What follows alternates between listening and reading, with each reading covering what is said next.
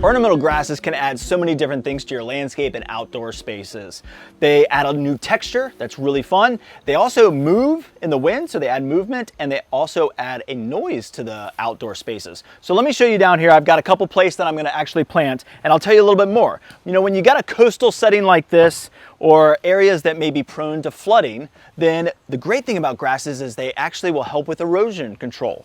They're also very, very low maintenance, so they're easy to grow, especially if you have sandy soils. They can create lots of different looks like tropical. They do so many different things for the landscape. They also help the native wildlife. So birds will actually eat the seed pods once they get to the seed state. Butterflies will actually hide out in grasses and protect themselves during storms. So it's a great thing to add to a butterfly garden, a coastal look, a tropical look. If you've got erosion issues, if you just want a low maintenance garden, then you've got to add ornamental grasses to your landscape.